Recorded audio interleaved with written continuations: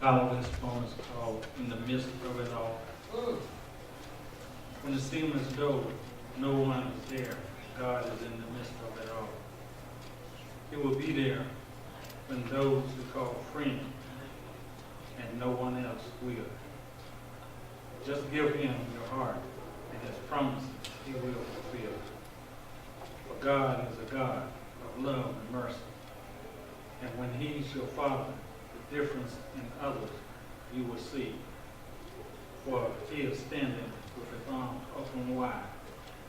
Because with God, you can do all things with him on your side.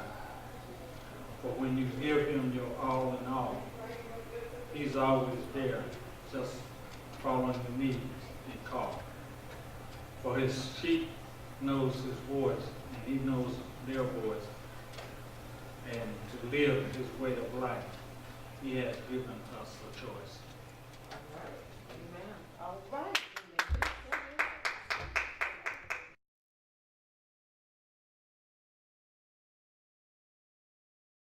We're looking at, like I said, Galatians 5th chapter, 19:21. Also Romans 1:26 and 32, and 2 Timothy 3:1 and 5. And what we're talking concerning about is sin. Look at somebody say sin. Ain't nothing you can do about it. You was born in the world, but the activity was already here. And nothing that we could do about it. That's why God had devised a way by allowing his son to come down to die for our sins. Amen? Amen. That he could also provide a way for us that we would be able to make it back to our original state. Because there was a state that man was in one time. Amen. That this is not the state. Right. Yeah, What we have now, we have conformed ourselves, adapted ourselves to society. And this whole world is full of sin. Ain't nobody saying anything. right. Say devil. Devil. That's it right there. He rules this world. Therefore, sin is here. And therefore, when you don't understand the state of mind that our society flows by, because due to the fact of what Adam had done and allowed Satan to be unleashed in our society. And you understand this now, we're from the ground. And we have adapted ourselves and we have had contact with the pleasures of this world and the things of this world. So therefore, we're nothing but slaves. Come on. And you don't even know you're a slave until somebody tell you that ain't right. Come on here. Amen. We had looked at we had talked something about Seattle. Okay, we had looked at adultery, we looked at fornication. Now we're looking at uncleanliness. Uncleanliness. If you're looking at Galatians, we're going down all these, talking about every one of these, because this is what the Bible talks about, that these are things that I consider as being sin. Amen? And you thought that you knew what sin was. We just started at adultery and fornication and then just let it go. Because these are the main things that we could see. And then the bigger things. But the Bible says no, in God's eyesight, all unrighteousness is sin. Now there are some things that he would say that is a test to him. Or horrible. Or some things that he looked at as being very, very distasteful or disgraceful. Hello? But in other words, all unrighteousness, any type of act that we do with the body in this world that we have become adapted to is sin. Because we have not been born again. We have not allowed Jesus Christ, our Lord and Savior, into our life, and we have not changed our heart, our ways. Amen. You change legions. You change who you run with. A lot of things change. That's even so in our society. Change who you run with and see won't you change. Change who you socialize with and see won't you change. Come on. Amen. Because who you hang with will change your mind. Uncleanliness. We're not going to be long on this because I'm trying to keep this kind of short.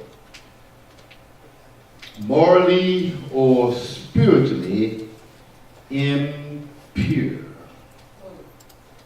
Not innocent. Not good.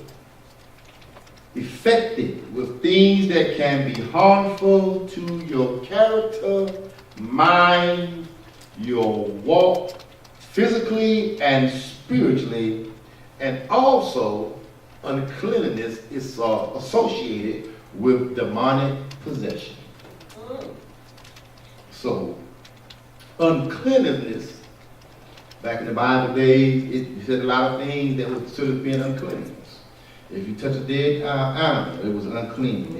If you brother, you was married to a woman and you have intimacy with her while she in her menstruation, that's considered being unclean. By saying that to me, there were a lot of things that they looked at as being unclean, and those are things that God wanted His people to stay away from because He wanted them to be at a point in a state that they themselves was not unclean, but they were pure enough that He could receive them or allow them to be able to be in His presence. So, uncleanliness is a lot of things. When we say uncleanliness, we're talking about something dirty. Come on. What's that old slogan that we have? Cleanliness is right next to what? Godliness. Yeah. Well, the question is, how clean are you? Yeah. How really clean are you? And when you talk about clean, is your mind clean? What thoughts or things run through your head that is messed up? Come on here. Because if somebody will be able to probe the mind of an individual and hear certain things, man, that's messed up. The foul mouth. Come on. Some of us, had the foul mouths. In other words, we cuss. We talk nasty. We talk dirty. And that was kind of unclean because that dealt with your character, how people looked at you. Oh, you don't hear me. So, we look at uncleanness. And how do you keep your dwelling place? How do you roll? How you dress? Do you take baths? Unclean. Hello. Do you live in a pigsty? Unclean. Come on here. Unclean not only goes with just your spiritual life, it goes with your mind, it goes with your how you present yourself, how you live. A lot of things could be considered as being unclean. But we don't look at those things because those things don't mean nothing. Because do you not know that anytime you have anything that's unclean, that all it does, it calls for unclean stuff to connect itself to you? So if my mind is dirty and my life is dirty, then I'm allowing spirits to connect themselves to me. Unclean spirits. Hello here. Any spirit is unclean if it's not a spirit belonging to God. Yes. Just like your personal life. When you don't take baths, then you are welcome funk. Excuse me, did I say the word funk? You allow it to attach itself to you. Come on here. If you don't keep a clean dwelling place, then you allow them rodents and roaches and flies and all the and we consider them things as unclean. Why? Because they carry germs. Anything that don't smell good or look good in God's eyesight is considered to be unclean. Uncleanness goes a long ways. Yes, it does. It goes a long ways. But we just confine it to certain things because that's what we look at. What type of life are you living? Your lifestyle could be considered as being unclean because it's distractful to God, but it's distractful to demons. You don't hear me. Ezekiel 22:26. Ezekiel 22. 26. It says, God was talking. And he said, her priests, talking concerning about, when normally time you hear him talking, her, he's dealing with who? Jerusalem, Judea. He's dealing with that city. He's dealing with those people that's connected to him, that live in a place. And they always say her because it's a relationship. Say relationship. God deals with relationships. He said, her priests have done violence to me, violence to my law, and have profound my holy things. They have made no distinctions between sacred and sacred. Neither have they taught people the difference between what? Unclean and the clean, and have hid their eyes from my sight. And I am profound among them. I am disgraced. I am not looked at as being much of anything. I am disregarded, disrespected. So that lets me know that cleanliness is taught. It's taught. And when we as God's people does not teach God's people the clean things and the unclean things, hello here. Isaiah 35 and 8, I'll tell you that in advance. And we, Isaiah 35 and 8, and we as God's people doesn't teach God's people those things, touch not, handle not, taste not. It's just some things you ought not to be handling. Some things you ought not to taste. Come on. Some things you ought not to even touch. Sure right. Some places you ought not to go. Some folks you ought not to hang with. Some words you ought not allow to even come out your mouth.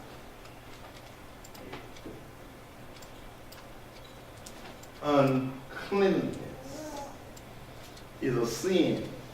It attracts the unattractable. It opens doors to stuff that's unattractable.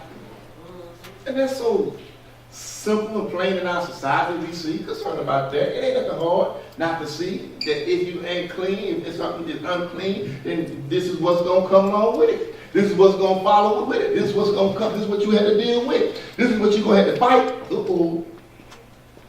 Concerned about dealing with unclean. And a highway shall there be, and a way, and it shall be called holy way. The unclean shall not pass over it, but it shall be for the redeemed, the wayfaring man, yes, the simple one. The fools shall not err in it and lose their way. The unclean shall not pass over it. So we see now that if you're not where God wants you to be at, it's going to be hard for you to be where you need to be in God. Amen.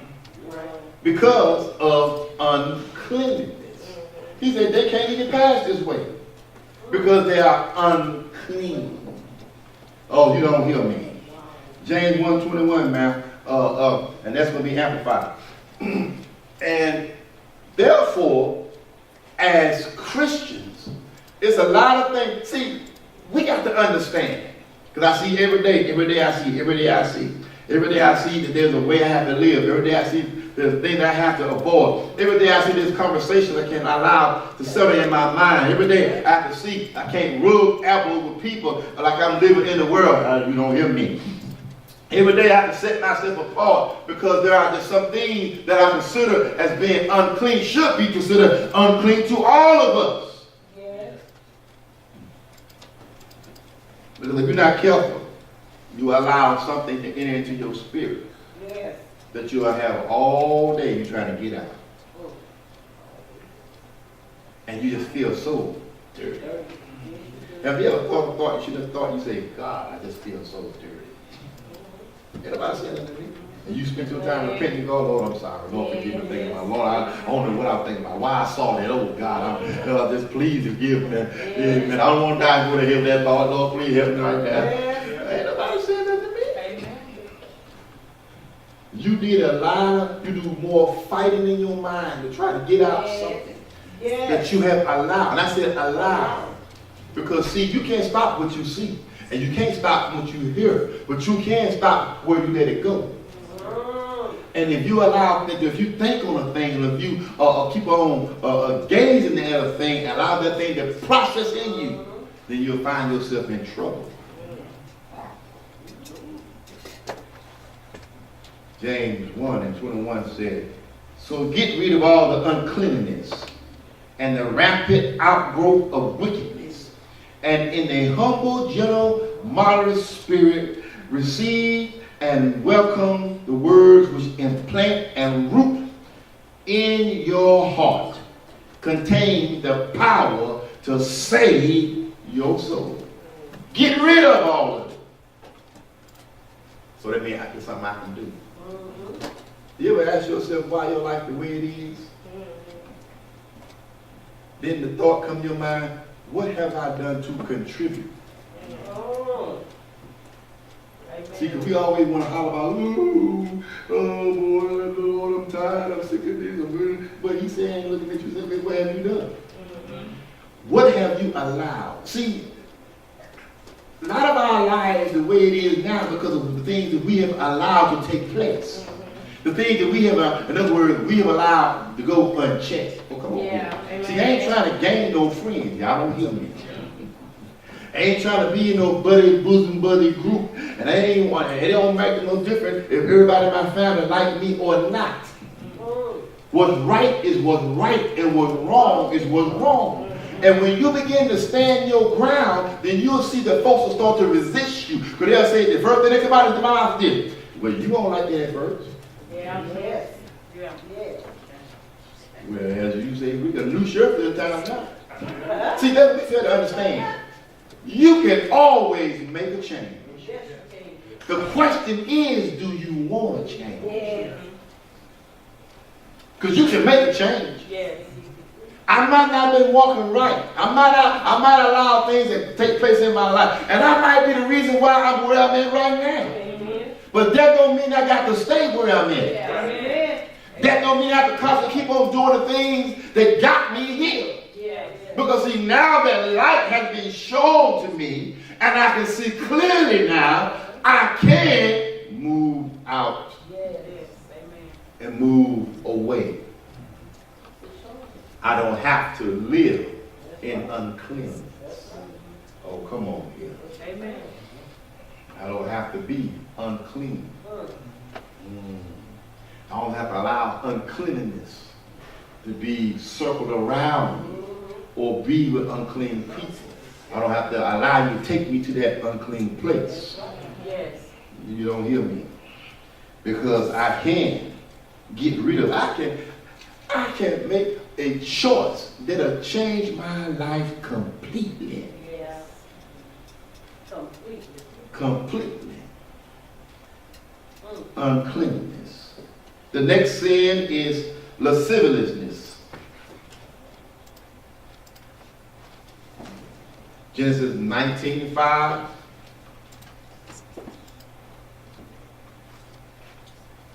Judges 19:22. Exodus 32:6, and all this is amplified. I'm just giving you heads up. Ephesians 4:17, it's King James. Lasciviousness, licentious, lewd. That is an undisciplined and unrestrained behavior, especially flagrant disregard of sexual restrictions. Also mean outraged conduct. You ever heard the word hot? Let me get another word you ain't heard in a while. Horny.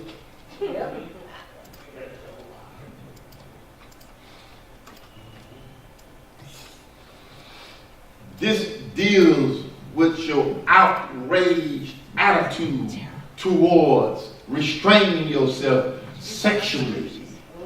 Oh. We talk about sin. I'm talking about what the Bible says with God got a problem with. Genesis 19:5 says, and they called to Lot and said, where are the men? We want the men who came to you tonight. Bring them out to us, that we may be intimate with them. Sodom and Gomorrah. You know when the angels went down to the city to see, because God, they got a report that the sin was so great, because he smelled their sin. And anything unclean smells. And God just didn't want to, see, he didn't want to just have judgment without having eyes. Oh, come on, people. It ain't no doubt that he could see, but he wanted, amen, them to be there in the midst, to be able to see and feel what was going on in their wicked city. And what's the first thing they do? Lot grabbed and said, come on, don't be on the streets. Even Lot knew you couldn't be on the streets. What they say? We saw 3 men come in there. We won't. In other words, we didn't have everybody in town. Can you say fresh meat? We see some fresh meat. So you just bring them on out. And it's something when they don't want your daughters. Because he offered them his daughter. But this was a lascivious, vile, and restraining of sexual appetite. Come on here. Like you ain't never, I'm talking about when we was in the world. Come on, y'all got to go back with me now, because y'all saved now. Okay, I hope we all saved. We're trying to live saved. Because when we was in the world, when we looked at somebody, we undressed. Oh, come on, all right now. With our eyes from their head down to their, ain't nobody saying nothing to me. Because you know you said to yourself, I can do a whole lot with him. Yeah. Come on here. Yeah. Yeah, mister, you don't want me because you can't handle me. I'm more than meets the eye. Yes. See, when you got saved now, y'all got sanctified now. Y'all got holy on me now. Amen. Amen. And don't fool yourself, because there are some people that's in the church that's still acting that way now. Do you actually think that everybody in God's house is holy? No. And that everybody in God's house trying to live right? And everybody in God's house, if they fail, get back up and get back on the wheel of life and try to ride on again? Do you actually think that everybody in the house of God got a pure mind and a clean heart?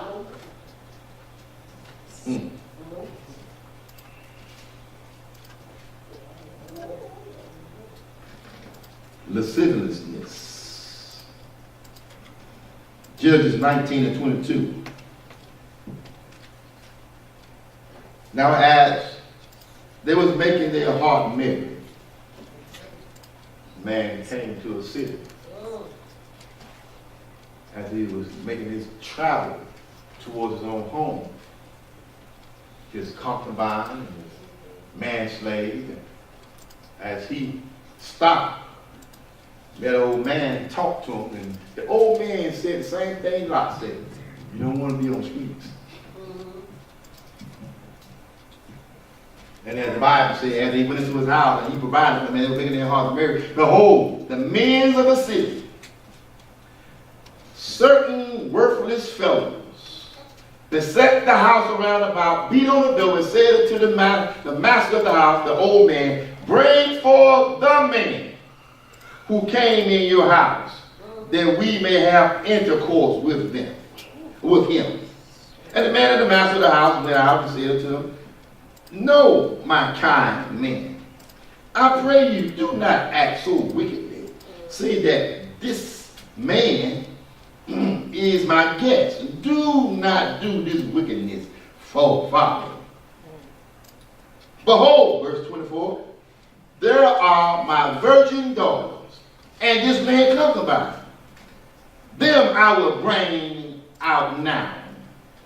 Debate them and do with them what seems good to you.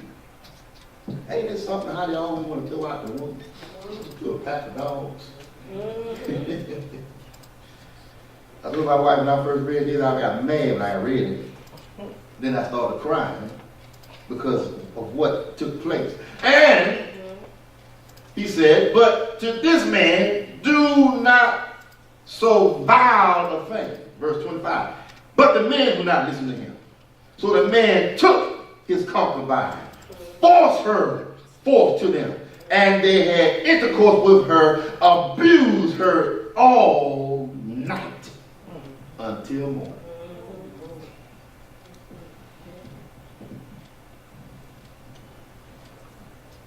They raped her. They sodomized her. They abused her sexually all night until the morning. Then they let her go. You read the rest of that story, and she got back to the doorstep. And she laid her hand on the threshold floor. And the man came out to get her, told her, get up, let's go. She wouldn't respond. There's so much the body can take. Ain't nobody saying it to me. Because see, we live in a society, don't fool yourselves, that people's minds have gone to a dark place that they would abuse. Come on. If they could abuse children, oh, come on. Yeah. If they could look at pornos to get their kicks on of little girls, falling with babies, ain't nobody saying nothing to me, and teenage girls, and that you see the mind of how Satan has infiltrated the mind of men to make us so defiled. You know why? That we would not be presentable to God.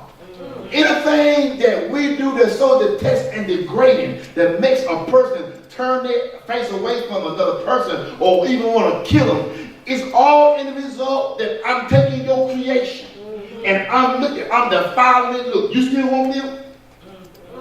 With all these tattoos on, you want it. With all these holes all around in the nose and everything, you still want it? See how they going from man to man, woman to woman? You see how they gang raping? You see, do you still want them?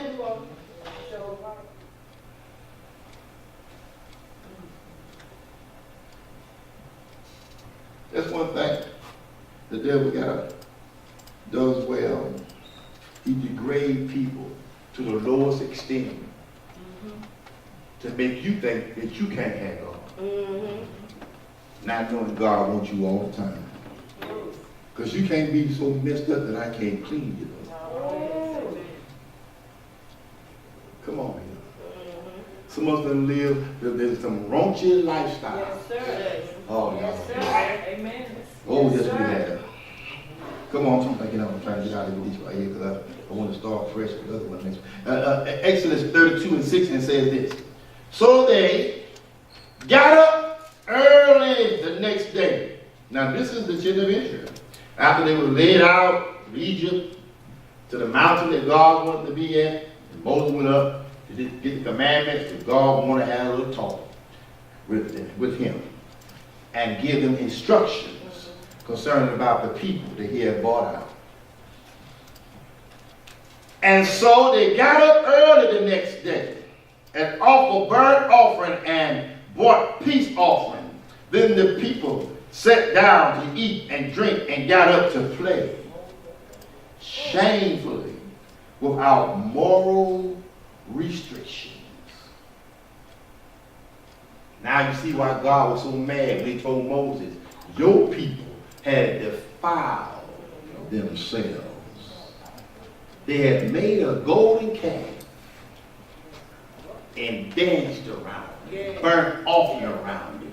And they have sex around it, laying around it, doing all detestable things degrading themselves in the presence of God with their bodies. There was no moral restraint.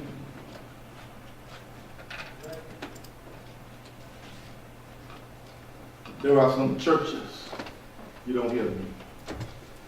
See, that's what the problem back in those days when they dealt with these temples, these worship that had gods, that they would go in and they would have orgies and they would lay around with all different types of people. Ain't nobody saying nothing to me, because this is what they did, and they did it freely. And they said they thought this was good to do because they were laying themselves out on the line to their God, which was a fertility God, knowing and hoping that they'll conceive and have a baby. But I don't want you to make my wife pregnant. I can do that myself.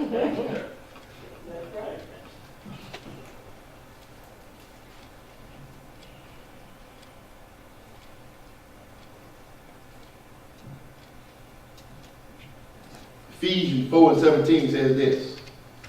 This I say, therefore, and testify in the Lord, that ye therefore walk not as other Gentiles walk in the vein of their minds, having their understanding darkened, being alienated from the life of God through the ignorance that is in them because of the blindness of their hearts, who being past feeling like having themselves over unto lasciviousness, to work all unrighteousness with greediness.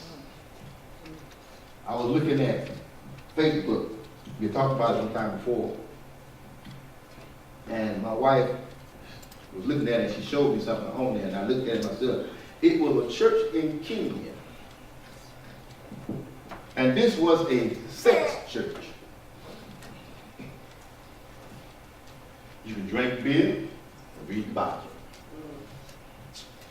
The priest or the pastor was dancing up there in his white robe with a cross on it, and had his wife on one side, and have his mistress or lover or his plate pile on the other side. He would kiss his wife, then turn around and kiss the other one, and pull her close to him, ain't nobody saying that, and dance, and this was all right. Their motto is, you can drink beer. They also said that you can have sex with anybody sitting beside you in the congregation. They also believed that wife swapping and husband swapping was a good thing, and that a man should teach his wife how to not get angry if he wants to have the woman sitting behind him. This was on Facebook. They dancing and parading around and dancing sexy and things of this nature. So do you see how folks' minds are messed up and how they hurt people that's really looking for something? People who really want to really live a good life and be right. I don't need you taking me back where I came from. Amen. I can't go and counsel with you, pastor, and you all up on my leg. All right. Yeah, all right. That's where I'm trying to come from. You trying to turn me right back? Ain't nobody saying nothing to me. I don't need no massage on my shoulders while you trying to comfort me. Going down on my chest. Hello here. You right.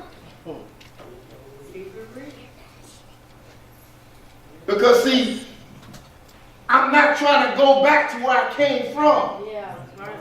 This is what I already done. Yeah. So is this what I'm going to expect? Or this how you see me?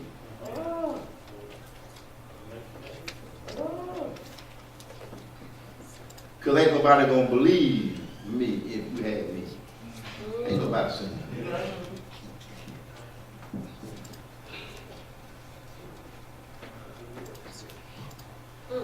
Unrestrained sexual appetites. Why you can't see me as a daughter? Why you can't see me as a sister?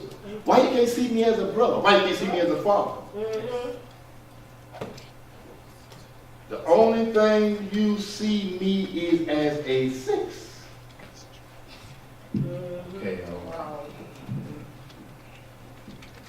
And don't fool yourself. There's a whole lot of folks in God's house go to the toy store. And they ain't talking about Toys R Us neither.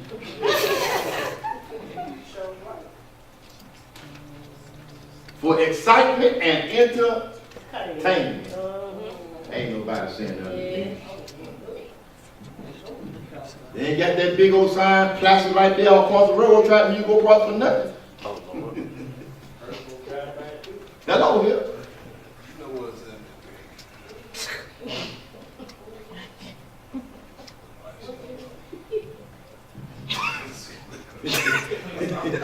Venus, right there. When you go across the railroad track, a man and woman facing one another. That's a sex toy store. I can't fool him now.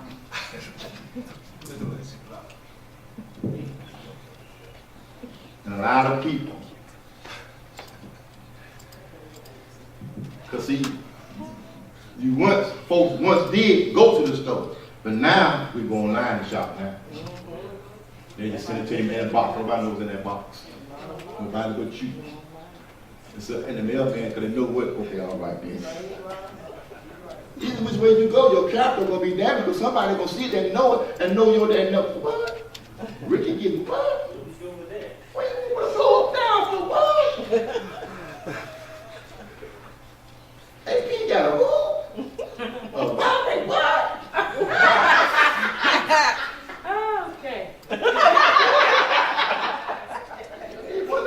Put your back still on the vibrator.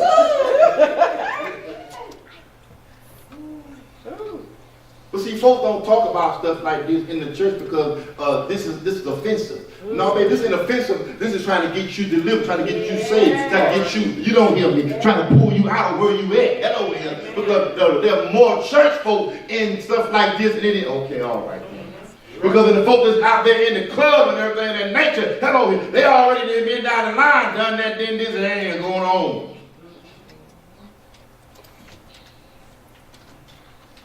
And if they want somebody to go to the club and get somebody that night to sleep with, and then they satisfied, ain't nobody saying nothing to me.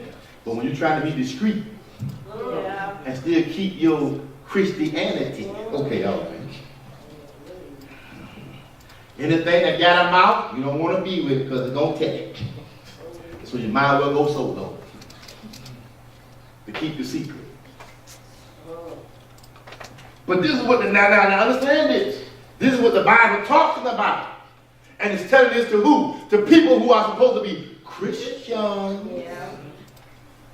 Because he understands this. But I keep telling you, when you were saved, you came from somewhere. You came from somewhere. Nobody know what your lifestyle was like and what you was doing in your lifestyle. But the devil knows. You know, God knows. The folks you deal with know. But then I know you changed. And folks that see that you changed try to pull you right back to where you once was. And you don't think the devil gonna try to entice you?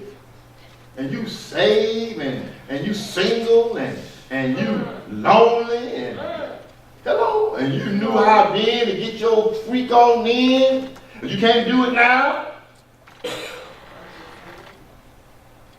Or like in adultery, maybe you ain't getting satisfied. Maybe you fight more than you make love. Maybe you only make love one time out of the year. Oh, today is Valentine's Day.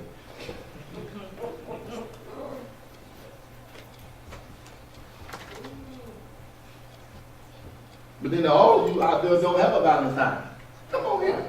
All of you out there remember how it once was, how it felt, how you enjoyed yourself. But now you don't have that. But now you're trying to live right, trying to do right. And the devil telling you, Valentine's Day, who gonna know? You gonna know. And the Lord gonna know. And whoever met you gonna know. So God put things in the book to let us see these things are not tolerable. He put things in to let you see, oh, that's me. I used to be like that. God said that I don't need to do that anymore. So now I turned on a new leaf. And I ain't gonna be like that in that area anymore because I'm a Christian now. trying to live right. And he's telling me these things are not acceptable. Now understand this, remember this now, and I'm gonna close. Remember this. You was already involved doing things like this and didn't know it was wrong. Because didn't nobody tell you it was Yeah, wrong. that's right, amen. Because you didn't know this was sin. But now you done got saved, now you know this is sin. Yes. Right. Yes. And you can't do this anymore.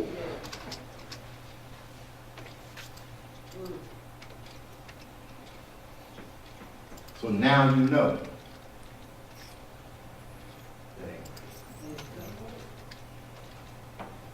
I done this because I had adapted to the world and the lifestyle of the world. And everybody I know was doing something. Yeah. Yes. So everybody around me I hated with won't clean.